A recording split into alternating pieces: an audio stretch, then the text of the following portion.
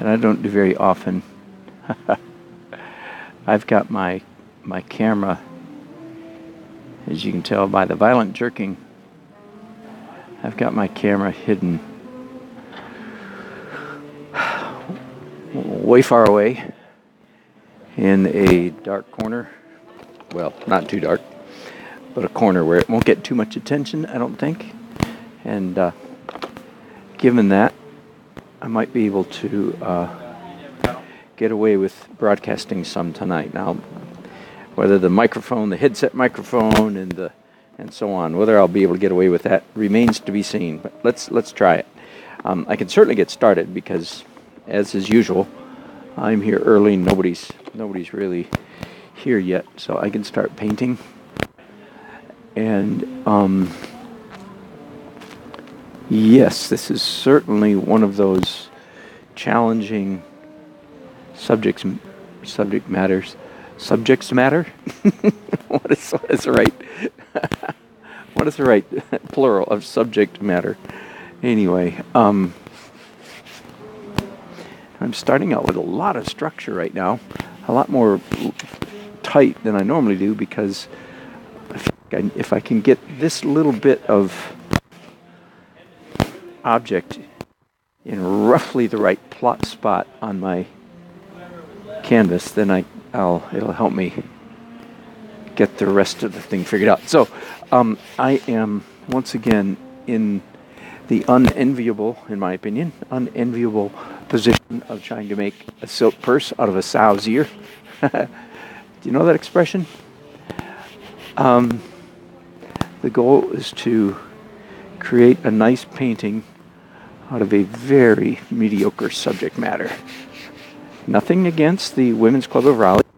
It's a beautiful auditorium. Just when they built it, they, of course, weren't thinking about making it a beautiful painting. So I'm thinking, as when I face this kind of issue, that the primary subject matter with which I will concern myself will in fact be the human beings, the figures that fill this space. So it's going to be a painting of a crowd of people. The architecture that I'm trying to block in right now, blob in, let's use the right terminology, I'm blobbing in right now, will be fairly, well, to the casual viewer, will be very incidental, because it's not going to be about the architecture, which is basically a shoebox.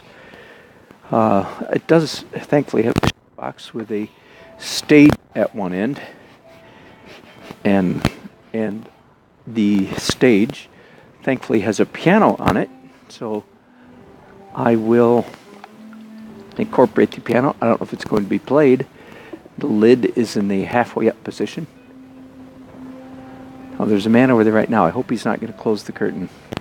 If so, I'll be really glad that I got here early enough to see what this space looks like with the curtain open. Such things have certainly happened before. A couple years ago, I was doing a wedding painting at the lovely Carolina Inn in Chapel Hill, North Carolina. And I got there early, and there were these big windows, glorious, and yes. Something, or you just paint the room, or what do you do? They asked me to paint whatever, and today I'm painting the room. Actually, I'm painting the people in the room. Are you auctioning it off? Yes. Well, I'm not, but they are. Yes. How cool is that? Yeah. Hopefully. We've never had A live painter. I love it. You're with a women's club? Yeah. Can you link me your card? Absolutely. Absolutely. I've got them laid out. I have a friend who does weddings here in South Carolina. They're hard to get. I go all over the country to do weddings. So, yes, thank you.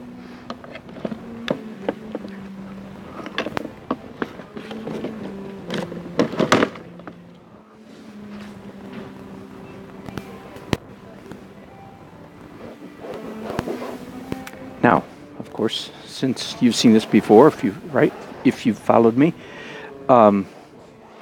everything on the canvas is just dripping wet, of course. So there's not much I can do, but I can draw. So I'm going to draw for a couple minutes. Then I'm going to paint. Somebody's playing the piano. That girl who was just here is playing the piano. That's great. Good sign, maybe. But it's not a, it's two tenor sax who's playing in the entryway. So we'll see. Okay, and a piano. Yeah, right here. Nice. And again, I have no idea if it's going to be played. But if they own a piano, they're probably proud of it. So that will be the number one architectural element, if I can use that term, of the painting. Everything else will be about the people, but it will also have a piano. And these are curtains. Well done, eh? And tables, little cocktail tables or something like that. I don't know what they call them. You know, those stand-up tables with the tablecloth wrapped around them? Yeah, those. Whatever those are. So that will give me some more structure to the room. And then I will place the people standing around them. I will probably start painting these people before they even show up.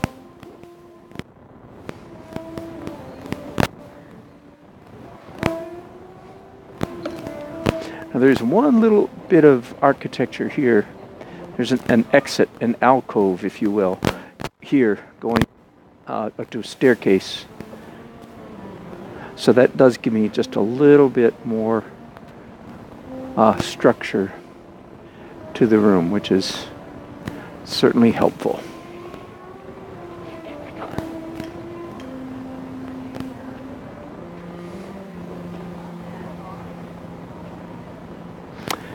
And I learned earlier today how to see comments that people leave during my video, and I'm excited about that. I can't believe I didn't learn how to do that before now, but I didn't. Anyway, now the challenge is whether tonight, with a bunch of with a live audience, will I have the freedom to respond to those comments? I sort of doubt it, but feel free to leave them, and if I can see them, I'd be delighted to respond.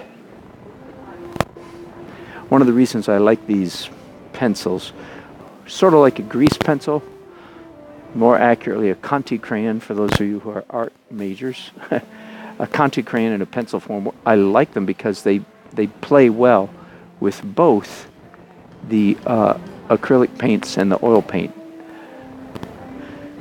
Okay, I have to stop there, so I'm going to stop you guys as well. And I'll be back in a few minutes to take up with part B. Thanks for watching.